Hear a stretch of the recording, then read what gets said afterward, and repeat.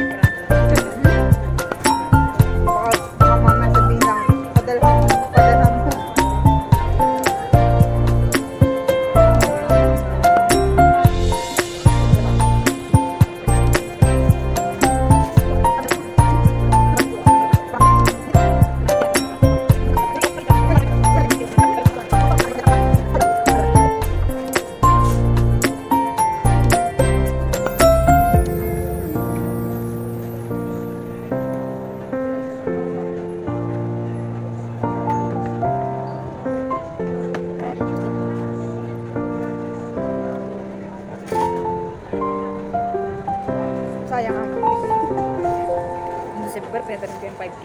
Wala ka pera-perang gago. Baka sinabi lang noon. Kailan lang 5K? yun eh. Magkano na nagastos mo dun? Nasa 55K yan. Magkano? 100? May 100? Wala ba na?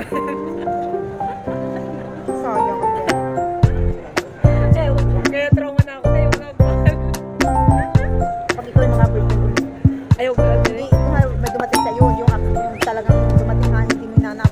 Huwag ka na magabigay ng pera. Hayaan mo siya ang magbigay ng pera sa'yo. Hindi yan talaga kasi parang nasanay sila na binibigyan. Masasanay. Nasanay nga. Saka masasanayan na yung sasabihin niya kahit wala ka, mayroon sila sasabihin niya para ano. Parang nasanay nga.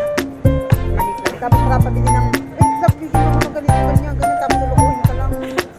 Di ba sobrang sakit yung binibigyan mo? Niloloko pa. Ang problema naman dito, hindi niya ako niloloko.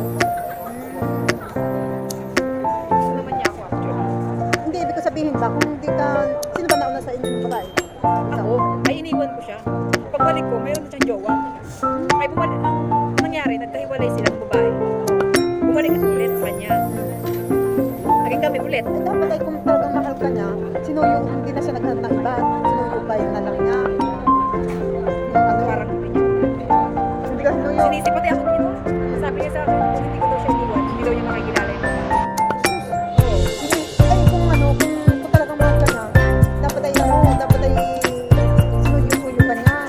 Ano ka niya talaga, pinakita niya na hindi siya titigil ang natigil niya inano.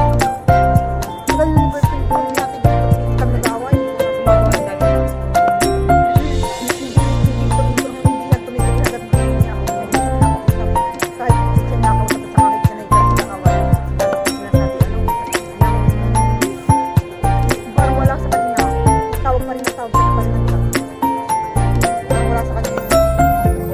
Wala bang asawa yan? Ha? Walang asawa yan? Nahiwalay na nga yan, ilang years na? 18 years na yan, naghiwalay. May anak din siya. Masa New Zealand. Ang anak niya na tapos na may asawa. Bakit hindi kanya kunin? Huwag niya sila. Pwede ha? Eh, kasal yan. Pwede may annulment na yun. Pwede ba nang, madali na daw pag-annul ngayon eh. Parang mahirap na sitwasyon mo din. Kasal kasi yan. Pero hindi, siya umuwi yan siya nung nakaraan sa Pilipinas. Pero Mahirap ko lang sa probinsya yung mga chismosa. wala na silang pakilaman ng, Marites pa. wala na silang pakilaman ng asawa niya. Pero kilala ko ng mga anak niya. Kilala yung mga kapatid. Marites pa naman. Yun nga lang, ano. Kaya pag kinag-boyfriend ulit, huwag ka nang mag-ano, talaga ang kilalanin mo muna ulit. Tapos, huwag ka nang mag-abigay ng masyadong magamahal kasi pag mahal.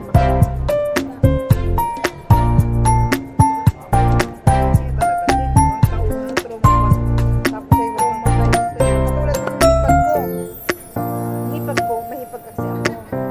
Kinuha ng kapatid ko sa Pilipinas para tulungan yung mga anak niya.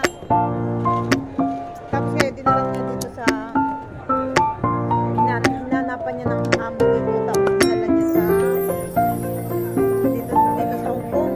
Kasi kaya niya inano yung amo niya, yung naging amo niya, kilala siya. At saka kapatid ng amo niya dati sa Chinese. Siya ang naging amo ng hipag ko. Tapos ngayon, yung hipag ko yun, nagloko. Niloko yung kapatid ko, lalaki. Tapos, binigyan ng pera, kumuha ng bahay, nilugan niya yung 100,000 yung lalaki. Kasi balak nilang magsama. Kumuha sila ng pera ng bahay. Nag-down siya ng 100,000. Tapos ngayon, yung ha? Mayroon nang nagkaroon ng iba yung lalaki. Sila yung pinakasamahan. Tapos ngayon, yung bahay, ewan ko kung nasaan na yung bahay. Kung hindi niya nakuha, inakuha niya yung pera, hindi na ibigay ng lalaki. Tapos ngayon, yung napakabait ng kapatid ng lalaki, tinanggap pa rin siya. Tapos nangutang siya dito sa bangko, hindi niya halos mabayaran. Pinadala pa ng kapatid ko ng pambayad. Inano ko kaya yun, sinabunutan ko kaya tinutut ko sa ano, kasi kasama ko lagi sa pagkayo. Nahila ko sa buhok. Ay nako, nagigil ako sa harap-harapan na ano. Hello, Kate. Harap-harapan na kami nakikipagtawagan sa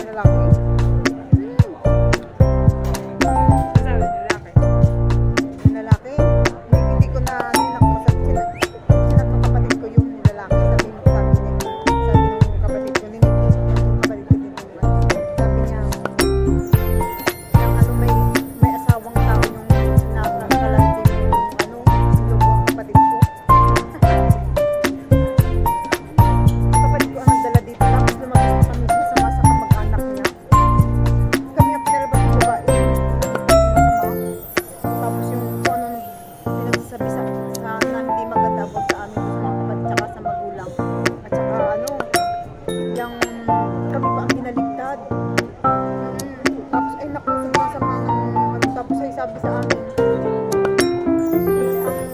tapos sinanlan niya yung, ano niya, sinanlan niya yung passport niya. Tapos sabi nung ipag ko sa akin, tulungan ko daw sa mga bayad sa bangko. Sabi ko, yung kabayad-bayad naman ako sa bangko. Tapos yun pala, kaya pinanong namin niya kasi nakapagpadulas ko sa ano, sa Pakistani. Nadala doon. Grabe naman yun. Ay, nagasumbong yung bata. Tapos ngayon, ayaw mo sila magkapatid ko ngayon. Nagsisi yung ano, nakatapos na yung pangalan nila. Kasi kaya namin kinuha para tulungan yung anak niya. Kasi wala nga siya. Nakatapos na yung pangalan niya, nakatapos na. Tapos yung pangalawa, ayos na sila. Na-realize din ng babae yung kanyang pagkakamali. Tapos yung sayang ang 100K, inutang yata niya sa bangko. Med na. Binayaran na niya, bayad na. Tapos kasi pinadalhan nga nung kapatid ko ng pambayad dito.